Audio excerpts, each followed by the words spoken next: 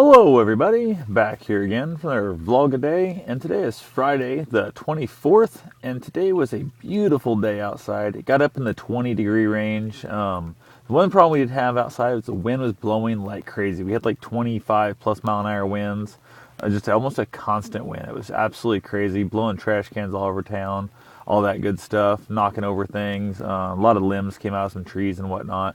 But overall, like I said, temperature is nice. Melted off a lot of the snow. We just, like I said, it was up in the 20s, but we had a lot of sun, so it really kind of helped melt off a little better than what the temperature would have thought it would have allowed. Had a little bit of snow early on, didn't amount to nothing, so it worked out good. Ended up getting up to U.S. Cellular to work on my aunt's account. We're moving my mom's number over to, and all that giant mess. It's my 7th time up there. It's her, I think it's 4th time up there, something like that. It's been going on for like, I don't know, about 11, 12 days now. It's just been absolutely ridiculous. We've been told we could add a new number for $10 a month, whatever. Told we could move mom's number over for $10 a month, all that good crap. So we tried to move it over. They changed things around, saying we had to basically move them to a shared data plan, which was ridiculous. New pricing program, all that junk. There's not a smartphone in the bunch. They're all just regular old plain cell phones, no nothing. They have an old 900-minute plan, which is like $69, cheapest one they could get. Added one line for $10, which brought it up to $79, and they even pay like 25 cents per text they send. And she don't send me texts, so it really doesn't matter. My uncle doesn't text at all. My mom doesn't text at all. So I thought, well, let's throw my mom on there. It's $10. Why not? So I went ahead, thought no big deal there, threw her number on there and stuff, and everything went to shit at that point. They started telling us that they couldn't add her. They said we had to do credit checks, a whole bunch of random stuff. Jumped through all the hoops. They came back and said instead of raising the bill $10 a month, it was raising the bill $50 a month. And although with that, they were going to get more minutes, going to get unlimited free texting, blah, blah. But they didn't want any of that crap. And they sure as hell didn't want to pay $50 a month more. That's ridiculous. So we fought and fought and fought. We finally went there today with all intentions of just canceling everything, turning back the phones in, saying, here's the whole thing, cancel the whole kit and caboodle, do away with it. And in the process of the manager making that call, trying to get it all canceled and all, washed away, the guy on the phone, the customer service, was like, well, why don't we just give them the old plan pricing back, the $10 and blah, blah. And he said, we've been trying that for 10 days now, and with zero luck, being shot down every time. He goes, I'll put in code such and such and such.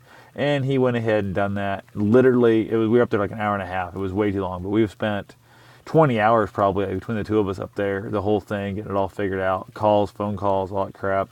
God only knows how many hours the employees have spent on it. We had 4 different people up there that have worked on this, trying to move this stuff over, and it's just a pain in the butt. So instead of canceling the whole thing, we ended up just starting a whole new number. So my mom ended up with a totally new number, which isn't a big deal, but I have a new number now. She has a new number, and the one bad part is I've got a road ID. It's like a little device, like a little bracelet you wear when you're running in case you get hit by a car, something like that. They have your information on it. It has my name, my phone number, my mom's number, and my buddy's number, all 3 on it, and 2 of those 3 are bad now. So my number wouldn't matter because obviously I'm the one laying there. My phone's going to ring into my pocket or laying in the ditch depending on how hard I'm hit by the car, so that number doesn't need to be on there at all. And then my mom's number's changed, my buddy's number's still the same. So I'm going to have to basically decide if I wanted to draw a marker or take a grinder to the top 2 and then just have it my buddy's number only. Although I'm kind of a little bit worried about that because he's really bad about not answering his phone, especially numbers he doesn't recognize calling in. And so I got that issue there. So I got to figure out whose other numbers to put on that and order myself a new bracelet. But other than that, got the whole thing I said, got it all done. Went ahead, I basically didn't have my mom's phone with me there. We programmed it, so I got home, did the whole data program myself, took care of that, not a big deal. Her phone's up and working, it's all going now. So now I got to just figure out make sure the bill's correct. They're telling us it's all over and done with, but until we see a full bill come through, I don't trust any of it. So as of right now, it's just fun stuff there. So from there, I ended up going out, got a few other things done, not a lot. Got some eBay stuff shipped. Of course, the damn website's down. It's not printing off crap. Pissed me off. So I had to go to the post office, and it cost me like $1.38 more. And the hassle time, the factor, the guy I deal with there is an older guy. He's just a freaking prick. He's probably the worst one in that post office. He's an asshole. We got a new postmaster general there in that little station in our little town, and she's awesome. Another new employee there, they're awesome. And this guy's just been there forever. He's just a curmudgeon old prick.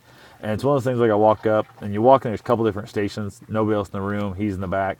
Set my stuff down there and he walks up and just stands next to his little register. 'Cause apparently I was the wrong register. And I just stood there. I thought, you know what, this is ridiculous. Sitting there and stuff. He doesn't even say, hey, you need to come over here, sorry, wrong register, blah, blah, and stuff. Just stands there and stares at me.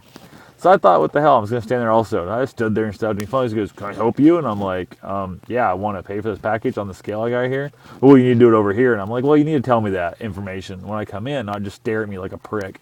So I was kind of being a dick. I hate this guy. I can't stand him. But just the whole fact of it is, I hate people who they have a constant toothache, a mental toothache, and it just ruins every experience you ever have with that company. And it drives me nuts. The other two people, the newer people we've got, are awesome. I think they're great, all that kind of stuff. And they'll go out of their way to help you out, where this guy he's the laziest prick I've ever seen up there. Typical postal worker from years ago, and they know they got their job security. They virtually cannot be fired. It's a giant pain in the butt racket there. So other than that, went to the gym, had the trainee that I'm training for running. They talked like they were going to go to the gym today. I don't know exactly what time. They were talking like 4:30. I got there fairly early, knocked out my warm-up bike on the bike there, went out and did a little running, and the wind was just kicking my butt. The wind was such a pain in the ass. But I got my little over 5K in, came back to the gym, got on the bike again, figured I'd knock out an hour on the bike for the second time of the day, and text them like, hey, what's going on? You thought you were going to be here like a half an hour ago, yada, yada. And they said they were running late at work and whatnot. And they said they were kind of glad I texted because they were basically going to skip the gym. They're going to be a wuss and go straight home and not work out. So they were glad somebody else was there to kind of call them on their crap. Made them come to the gym. They ended up putting in, I think, about 45 minutes on the bike. I ended up knocking about an hour and 20 minutes in because I figured by the time they got there, I went ahead and just kind of chatted with them and kept them company the whole time. It didn't hurt me anymore to ride a little extra time on the bike, that 20 extra minutes. So other than that, came home, same old stuff. Got the dog. He's acting all crazy and weird and shit. I don't know what his deal is. He's been all extra nutty here lately. So other than that, pretty much same old thing. So I'll talk to you guys tomorrow. Have yourself a safe and wonderful day. Thanks for watching.